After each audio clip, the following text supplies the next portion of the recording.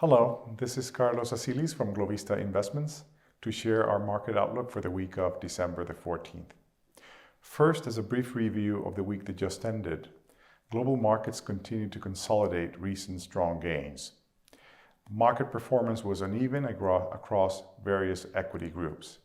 In particular, value stocks continued to outperform growth-oriented sectors, the dynamic that has been unfolding over the past several months.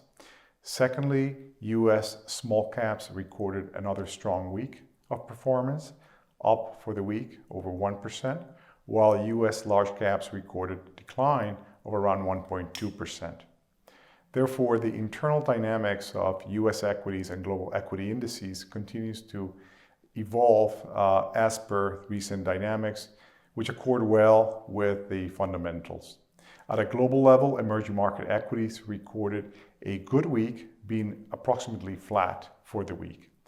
When we step back and look at the recent fundamental developments, on the activity front, the calendar continues to remain supportive of our thesis of continued recovery globally, despite relatively opaque outlook over the next few months, given the ongoing second wave of infections.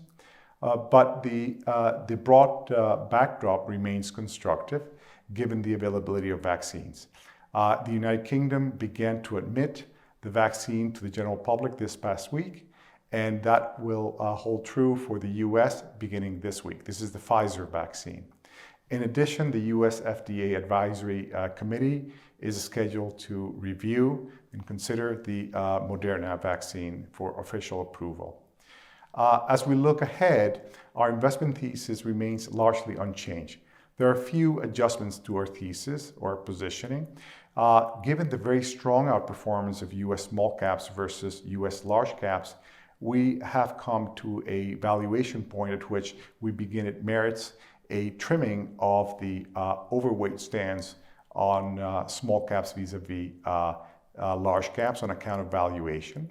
Secondly, in terms of the global equities positioning, emerging market equities remains a very attractive asset class, is an asset class that we continue to favor and actually recommend increased exposure. For the week that just is about to begin, the activity calendar remains relatively light. We do have updated November releases for the US, particularly industrial production, retail sales, and housing. And we do have the FOMC meeting with a statement release scheduled for Wednesday. That's it for the week. We wish you a good rest of the week, and thanks for your time.